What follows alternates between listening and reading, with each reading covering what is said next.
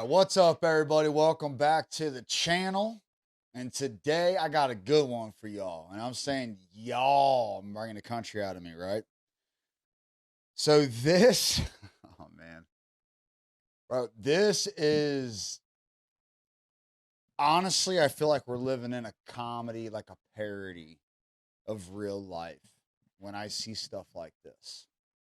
You know, I got multiple clips to show in this video, so bear with me and hit that subscribe button and like and share and do all that. I appreciate you. I really do.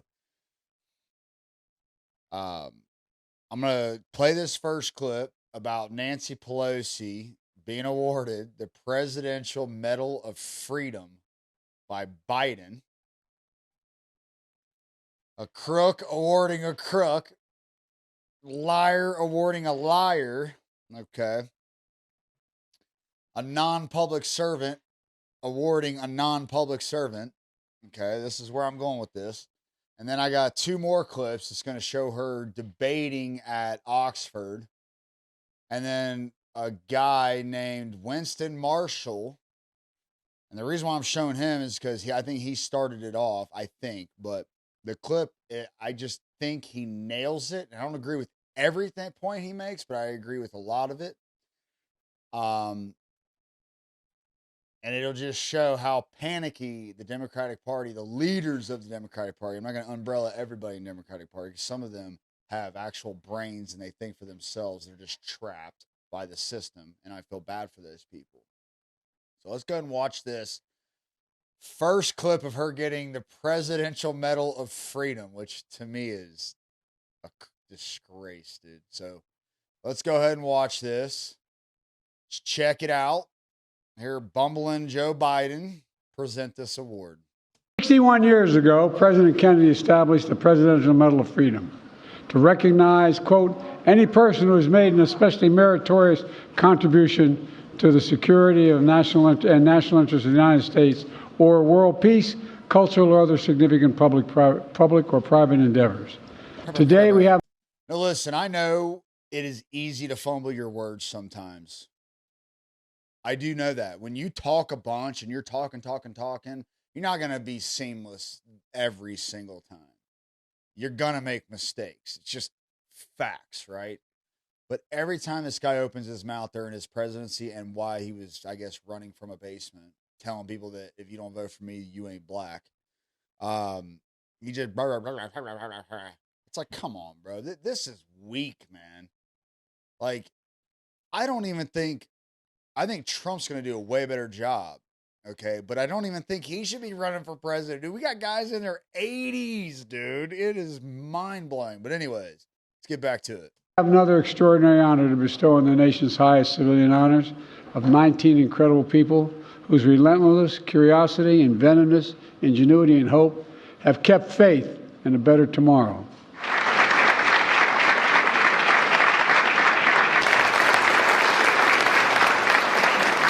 Known for breaking barriers and building bridges, Elizabeth Dole has paved a path for generations of Americans to serve with honor and dignity.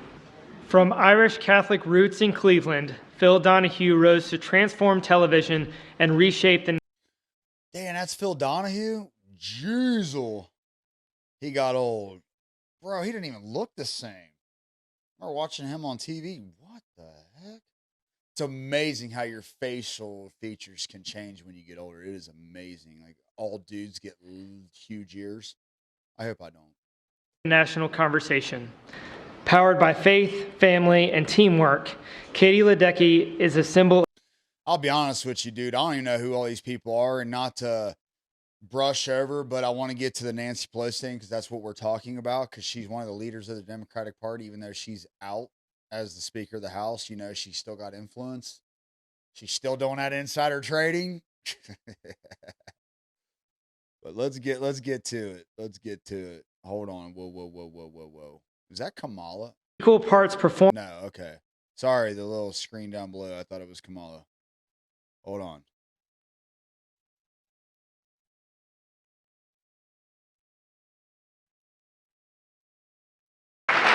This is not to disrespect the people that are getting these awards. I just want to make that clear. because I don't know who a lot of these people are, but I know who Pelosi is. I think we all, if you're paying attention, we all know. That's Senator John Kerry, I believe. Is he that former Senator John Kerry?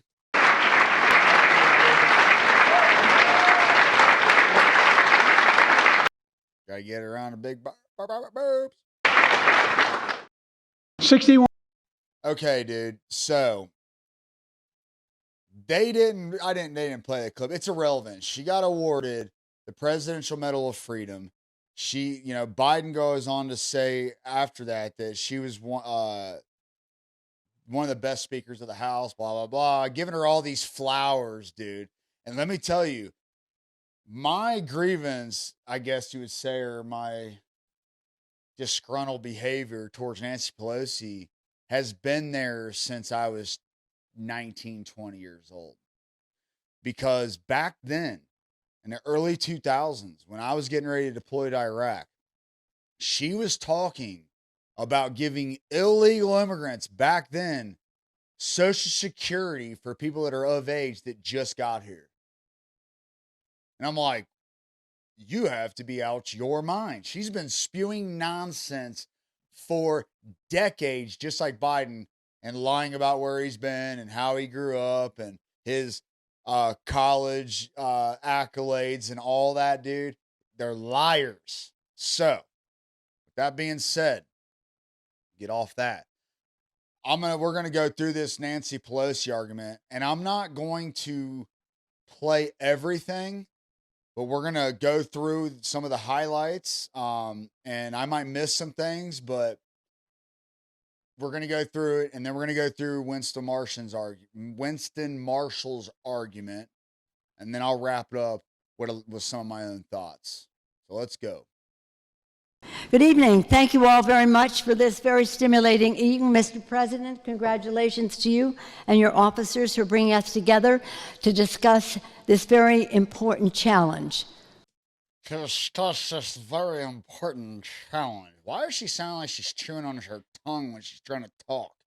Or like her teeth are about to fall out? It's unbelievable, dude. These are the people that are trying to lead our country. They can't even speak correctly. And I've already watched this. She doesn't have anything real to say. She's just panicking to not get Trump in office. That's all it is. The proposition says that it is a threat to democracy. It didn't say it will cause it. It said it is a threat. So remember what the proposition is. Now listen attentively to our two friends here in their description of populism, and our white tie and tail gentleman and his comments. And you know what? They make a very compelling argument. It would have been so appropriate 200 years ago in the time of Andrew Jackson. It's an old notion of populism. For today, I always like to put down temporal markers. For today, how populism weighs in is in a way that is different. Voltaire said, if you want to debate with me, define your terms. Well, let's define what is happening with populism today. Populism is sprung on some of the people that have been named here, put forth with an ethno-nationalist populism. In our country, we see nationalism, isolationism. We had a fight to get the bill that we got last week, and generated by an ethnic negativity about immigrants, immigrants, people who are different from them, these people, and the rest. Our problem with, I don't think mob rule is a definition of democracy. What is democracy? Let's define democracy. Democracy is the rule of law. Democracy is free and fair elections. Democracy is about the independent judiciary. It's about freedom of the press, to have transparency and to have accountability. Dude, that's rich. Freedom of press. Meanwhile, the Democratic Party has used most of the press to try to politically persecute Donald Trump. He has not been in a one fair trial at all. The Russia collusion, the Steele dossier, all that, it's a lie. That's democracy for you guys. That's democracy for the Democratic Party, for Nancy Pelosi. That's what she's going to just gloss over all that and act like it's freedom of the press and blah, blah, blah, blah, blah. Yet the press ain't free. They're captured by the Democratic Party and donors. Accountability of elected officials to the people. It's about all of that. And that is everything that the populist regime in Washington, D.C. is against. Populism, no thank you. Populism is about fighting the ethno-nationalistic populism, as is the threat to democracy, is about threatening what they call elites. A free press. No thanks. Free press. It's a She keeps saying no thanks to their comments, which, listen, I like the way she handles that because they're definitely saying some. I can't understand what they're saying because of the audio. You know, they're far away, but honestly, I like how she's handling that. I do not like Nancy Pelosi, but I am able to give someone a compliment, even though I broadly disagree with a lot of their opinions and things that they've done. But I like that. No thanks. No thanks. She just keeps talking. That's a good way. I think that's a correct way to handle someone talking while you're giving a speech. It's your time to talk. They've given you the floor. They need to be patient. But you'll see later, she does the same thing to another speaker. It's about fighting issues that relate to free and fair elections, where we have voter suppression to the nth degree under this regime, and a resistance to passing the Voting Rights Act, the John Lewis Act, all of that, because they want to contain who votes. Now, the issue of independent judiciary. We owe so much to the UK or England as. Hold on, she wants to because they want to contain who votes. I wonder what she means by that exactly. Because I've seen Democrats in a state I previously lived in, was Colorado, take Trump off the ballot. Like, we can't make a decision for ourselves. They're so scared of that guy winning and retaliating. And on some level, he should retaliate against some of these people. For 7 years, they've been going after him, impeached him twice, but didn't remove him. We now find out about a lot of the stuff in his first term was fraud. It was a lie. The Steele dossier was a lie. It was made up. So, when you talk about getting only the voters you want, well, there you go. They're doing it. As it was when it put forth so many things at Runnymede, England. And one of them was trial by jury. When King John came, the barons who were there they had 12 chairs. And what sprang from that was a jury of your peers, 12 peers.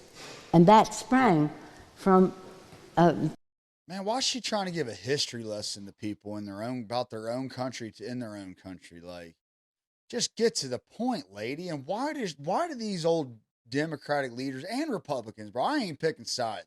I've always voted Democrat my whole life, Democrat, Libertarian. Now I'm going to vote Republican this year. And it's not because I'm a Republican because I'm older. It's because they're making the most sense to me, dude. Overall, like, there's some holes in their game as well. But they're making the most sense to me right now. That's why I'm going to vote. I vote without emotion, and I look at the landscape of what's going on, and I go, you know what? I think this person's going to do the better job. Not like, oh, they're a Republican, so I'm a Republican. There's people that just vote for their party no matter what, dude. They're just aligned with the Democrat, aligned with the Republican Party, and no matter what, they're loyal. They'll just vote. That's what their dad did, their mom did, generation, that's what they've done. Just like with black people in America voting at almost a 90% clip or higher for Democratic Party. And boy, would I love to see that change in this election. Not because I think that Republicans are the good guys, Democrats are the bad guys. It's not about that. It's about they make the most sense right now. And I see more people on the Republican side standing up for American rights than I do on the Democrat side. So that's where I'm at. And she also taught these people, they're talking, they don't have a real argument. Their only argument is Trump bad, Republicans bad, vote Democrat, because this is a democracy and we're worried about them eroding democracy. It's like, that's not a real argument, dude. Policies, what you're going to do for American people, talk like a public servant, dude, because that's what you were supposed to be. And they talk like they're somebody who doesn't really know what they're trying to, they don't have a point. They don't have a real argument. And they're talking like someone, you ever talk to someone like, well, I'm trying to tell you, man. They don't have an argument. They're uneducated. They just want you to buy into what they're saying because they want to be right. And they're scared. The Magna Carta, and something that we All right, let's go a little forward here. funny to us because it Okay. is a very dangerous threat to democracy. Hold on. God, that would be a woman's right to choose, and the cultural issues cloud some of their reception of an argument that really is in their interest. I don't agree with you that we don't accuse people of not knowing what they're doing. They know what their personal interest is. We respect that. But the fact is that using whether it's people. I'm about to stop listening to her. She just drives me nuts, dude. She just sounds dumb. And it's ridiculous, dude. You're going to what about Democratic Party pushed all the lockdowns? They pushed for you to lose your job and your military service, and all the nurses that were heroes in the first year got demonized in the second year. And Democratic Party and their donors, because CNN, all their MSNBC, all their media outlets that are captured by them, were spewing the fact they were hating on people for not being vaccinated. They were saying, like Chris Cuomo said, they should be shamed for not taking it. When did we become such cowards in this country and stop questioning everything? Like, you want me to stay in my house and I'm essential, but you're not, and restaurants are shutting down because they're not essential, but schools are shut down. Schools ain't essential. Like, education ain't essential. They're pushing abortion. Like, everybody needs to get an abortion. Democratic Party has pushed welfare, and they have also pushed incentives for single mother homes since the 60s. That's been the Democratic Party and Marxist individuals within that party that are trying to change us to a communist socialist country. How many women out there, this is what I always ask, how many women out there really are worried about getting an abortion? Like, seriously, like, to me, that would seem like promiscuous women are out there just screwing around, like, oh, whoops, just go get it aborted. And late-term abortions, all that, that's all being pushed by the Democratic Party. And we, as people, not just Americans, but people, should be asking, why are they pushing these things? Is this an issue? Now, I agree that women should have the right to do what they want with their body. So should I by not taking the vaccine. And I know people that have lost their jobs over that vaccine. And now we know. Incorrect. Now, she goes on to talk about Trump. And this is a workup to Trump. And I was ready to vote for you for one of those. And I'm not even going to go through this whole thing. It's long. But what I really want to get to is Winston Marshall annihilating this lady's argument. And we all know the Democratic Party, Trump's again. We need to save democracy from Trump. Well, we've had 4 years of Trump, and we've had close to 4 years of Biden. And if you can look at me with a straight face and tell me that Biden's done a better job than Trump with the economy and the border and these issues that everybody's arguing about, I have to call you a liar if you're going to look at me a straight face and say Biden's the guy. Now, I wish these weren't our options, Trump and Biden. I really do. Wish this was not our options. I think in the next election, we're going to start seeing some younger people in the race. Hopefully. Because Biden's out, Trump's out, and Biden will never be able to rerun like Trump. He's not going to get, if he doesn't win this 4 years and he gets out after Trump's done, there's not him coming back. It's not going to happen. So he's done. One and done. Trump does impress me with his age and his energy, but I don't think that should be an option for us.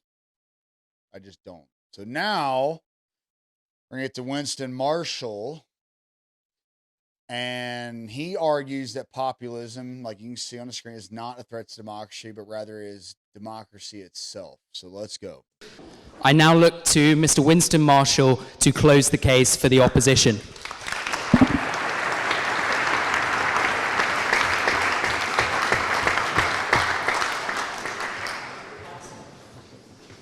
Ladies and gentlemen, words have a tendency to change meaning. When I was a boy, woman meant someone who didn't have a cock. Yo, dude, I didn't hear him say that the last time I listened to a little clip. Boy, he started off like that. See all the smirks of the people around there like, yep, he's going there. Let's go. Populism has become a word used synonymously with racist. We've heard ethno-nationalist, with bigot, with hillbilly, redneck, with deplorables. Yep. Elites use it to show their contempt for ordinary people. This is a recent change. Not long ago, Barack Obama, while still president at the North America's Leaders Summit in June 2016, he took umbrage with the notion that Trump be called a populist. How could Trump be called a populist? He doesn't care about working people. If anything, Obama argued he was the populist. If anything, Obama argued Bernie was the populist. It was Bernie who'd spent 5 decades fighting for working people. But Trump... I'll tell you right now, Bernie is a flip-flopper. He's a snake, in my opinion. He's somebody who does things to benefit himself under the disguise that he's for the people. He wants to eat the rich, tax the rich. Blah, blah, blah, blah, blah. He's a bumbling fool, too. And I had an argument years ago with a friend of mine when Bernie was running in the 2016 election, right? And he dropped out because he's a shill for the Democratic Party. He doesn't really believe in what he says completely. I think to a point he does, but not completely. Because if you did, you wouldn't bow down to Hillary and be like, all right, you take it. You know he got paid, dude. He took the money. He got the bag, and he said, all right, you're my queen. And I'll tell you right now, the day that I saw, this is early BLM days, the day that I saw the 2 women that were the co-founders, I believe they're the co-founders of BLM, and the one got caught buying property with BLM money, not giving back to the black community. Which black people should be outraged about it. And I've heard a lot of them be outraged, but not enough. They took the mic out of his hand while he was speaking, and he just said, yeah, here you go. That's not a leader to me. That's not somebody who has a spine. That's your platform, dude. And who are they to just steal your platform? They didn't earn that. And he gave his platform up. And I told my friend, that is not somebody, that is not a leader of a country. That is not someone who's going to keep us out of a war. That is not someone who's going to negotiate with dictators to keep them off our backs from wanting to ruin democracy. Okay. That is, to me, I'm like, you give up your platform once like that easily to two chicks. You'll do that any time, any place. And he did it for Hillary later on. I don't know. You tell me. Something curious happens. If you watch Obama's speeches after that point, more and more recently, he uses the word populist interchangeably with strongman, with authoritarian. The word changes meaning. It becomes a negative, a pejorative, a slur. To me, populism is not a dirty word. Since the 2008 crash, and specifically the $1 trillion Wall Street bailout, we are in the populist age. And for good reason. The elites have failed. Let me address some common fallacies, some of which have been made tonight. If the motion was that demagoguery was a threat to democracy, I would be on that side of the House. If the motion was that political violence was a threat to democracy, I'd be on that side of the House. January 6th has been mentioned. A dark day for America indeed. And I'm sure Congresswoman Pelosi will agree that the entire month of June 2020, when the federal courthouse in Portland, Oregon was under siege and under insurrection by radical progressives, those too were dark days for America. Yes? There is no equivalence there. So, yes. So you don't agree? That's fine, you don't agree, that's fine. How can she say that? Now, I know what she's trying to say is that was a courthouse. This is the White House. There's not equivalency. But the BLM riots, the George Floyd riots, all that stuff, billions of dollars in property damage across this country. Violence, mostly peaceful protest. Okay. If I was cool with you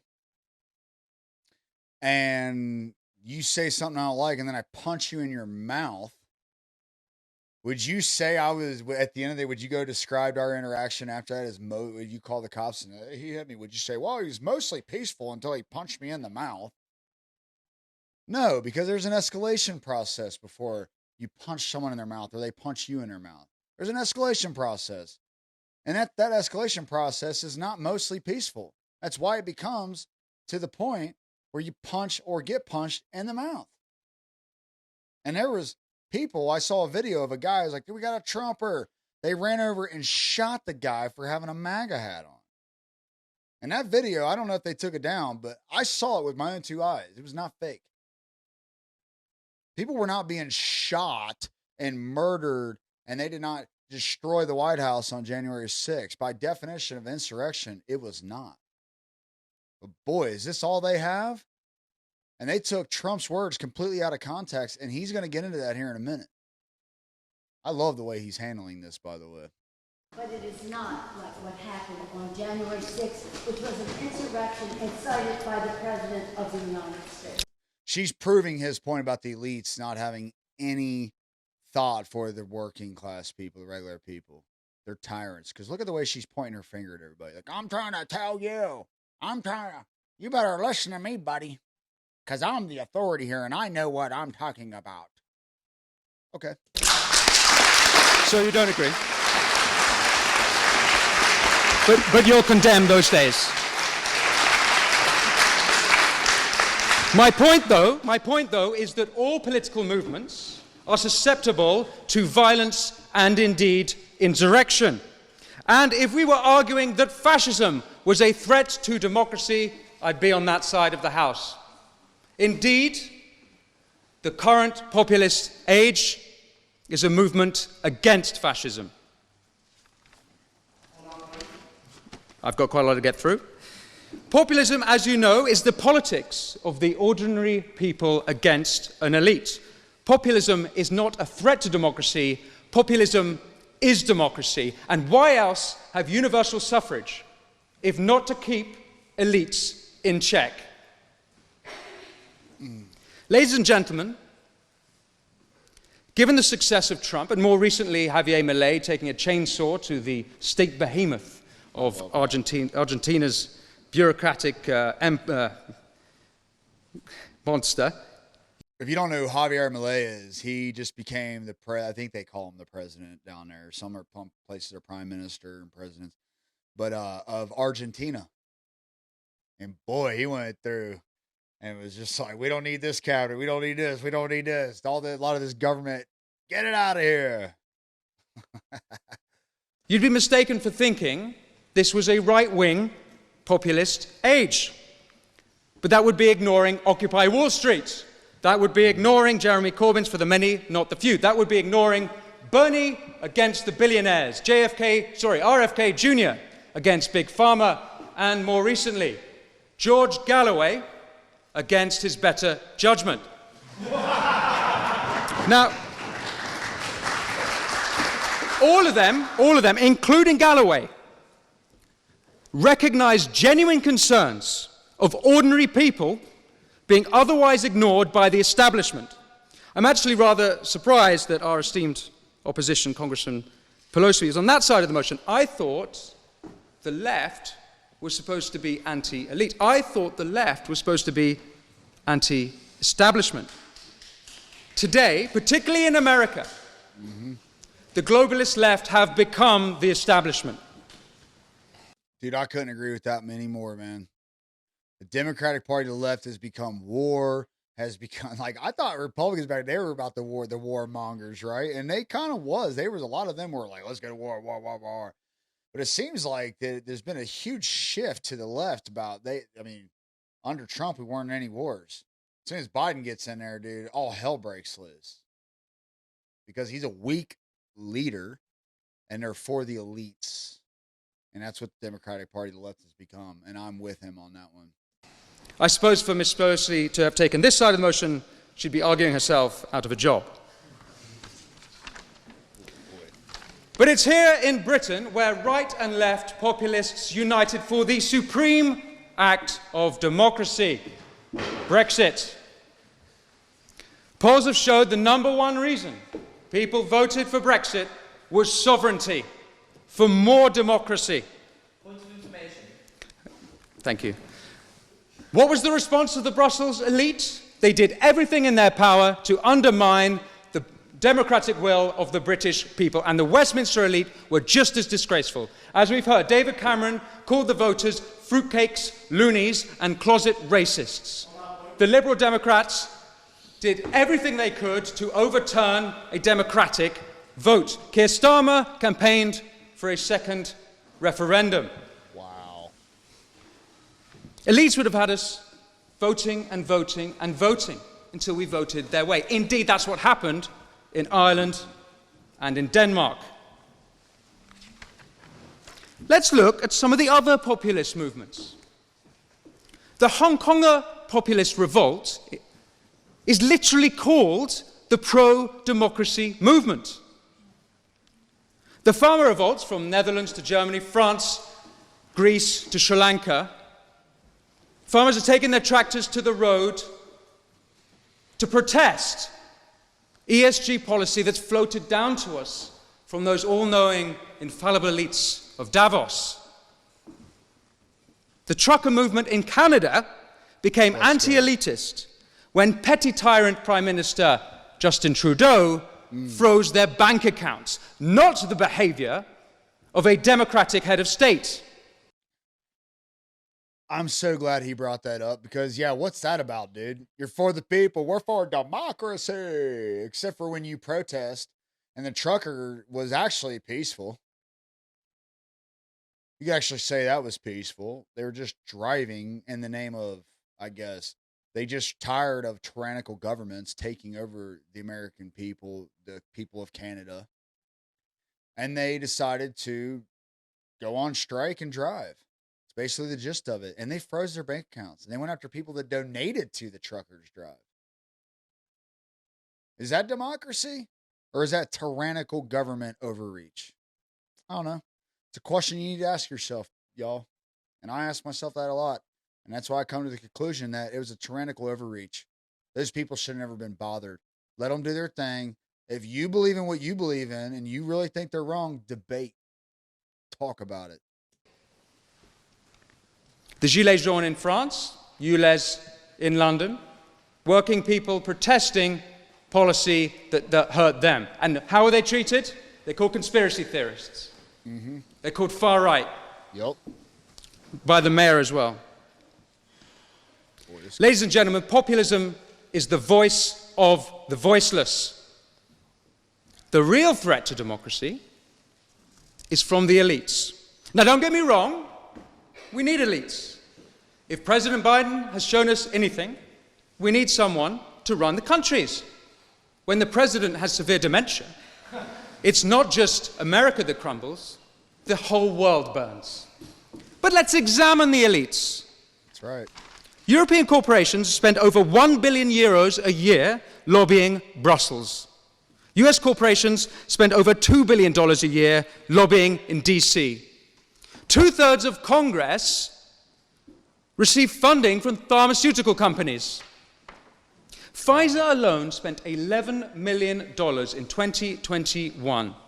They made over $10 billion in profit. No wonder then that 66% of Americans think the economy is rigged against them for the rich and the powerful. It is. And by the way, we used to have a word for when big business and big government were in cahoots. And I think any students here of early 20th century Italian history know what I'm talking about. Mm-hmm. Let's go. What about big tech?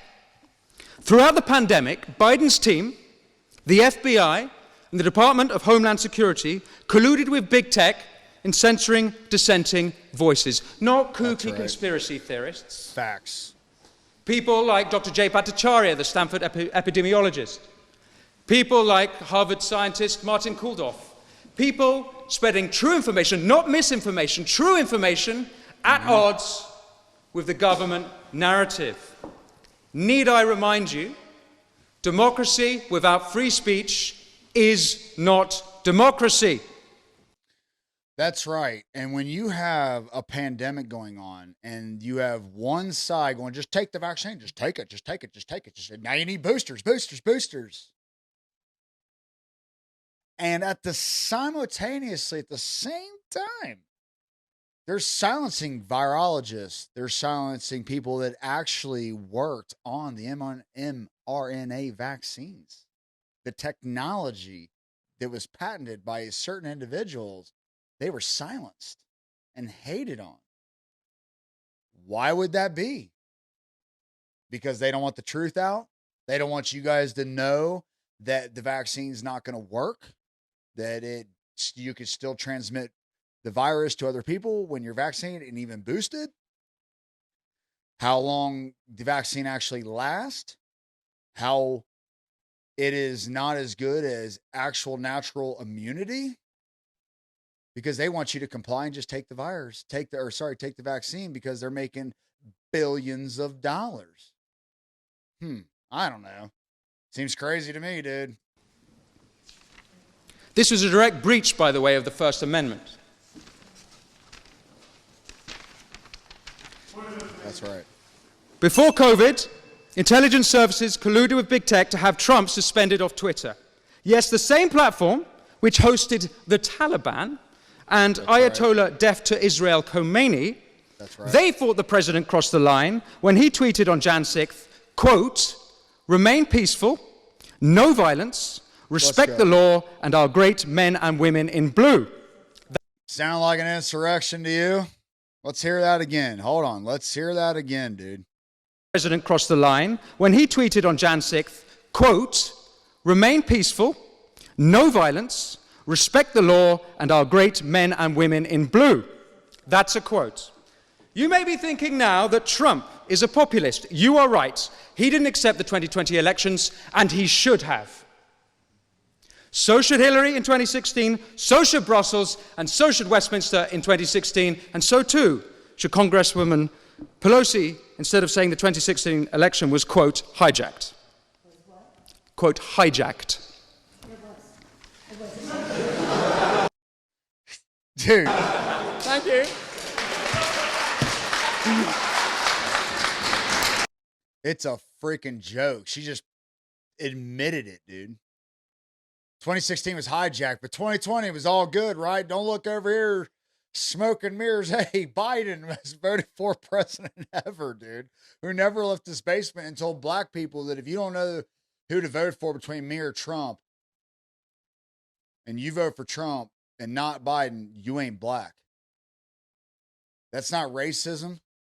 That's not a racist thing to say.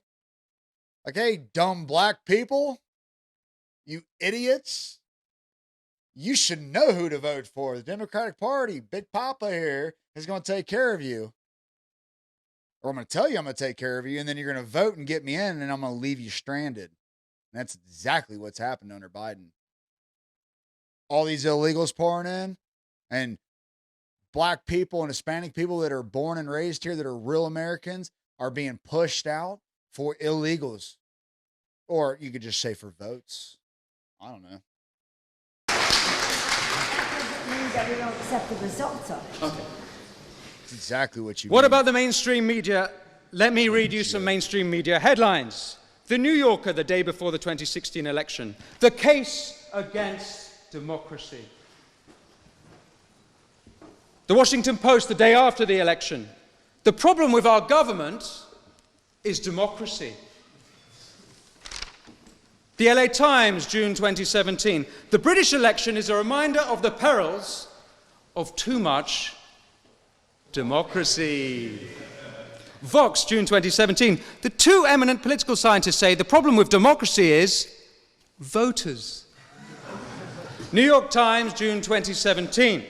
The problem with participatory democracy is the participants. Yeah, me and you.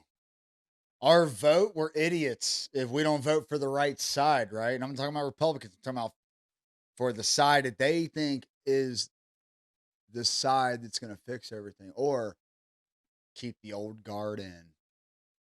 And they're going to call you idiots, and they're going to label you, and they're going to tell you that you don't know what you're talking about, and let us decide for you, which is why these states like Maine and Colorado taking Trump off the ballot.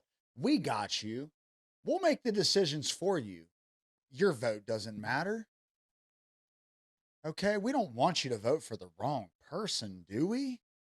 So let us take control of it. We'll just remove people from the ballot that we think is a disgrace and is not, or is a threat to democracy and is not going to help the American people, because we got you. And what I'll say, I'll say more to this at the end of this. I want to get through this, but they flopped their opinion on democracy. Now everybody's a threat to democracy. Now they care so much about democracy now that their side's in, and they don't want Trump. They know Trump's going to win. Mainstream media elites are part of a class who don't just disdain populism, they disdain the people. If the Democrats had put half their energy into delivering for the people, Trump wouldn't even have a chance in 2024. He shouldn't have a chance. You've had power for 4 years. Facts. From the fabricated Steele dossier to trying to take him off the ballot in both Maine and Colorado, the Democrats are the anti-Democrat party. All we need now is the Republicans to come out as the pro-monarchist party. Ladies and gentlemen, populism is not a threat to democracy, but I'll tell you what is. It's elites ordering social media to censor political opponents. It's police shutting down dissenters, be it anti-monarchists in this country or gender-critical voices here, or last week in Brussels, the National Conservative movement. I'll tell you what is a threat to democracy. It's Brussels, DC, Westminster, the mainstream media, big tech, big pharma, corporate collusion, and the Davos cronies. The threat to democracy comes from those who write off ordinary people as deplorable. The threat to democracy comes from those who smear working people as racist. The threat to democracy comes from those who write off working people as populists. And I'll say one last thing. This populist age can be brought to an end at the snap of a finger.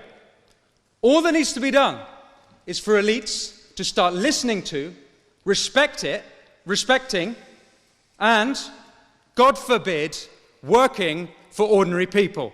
Thank you.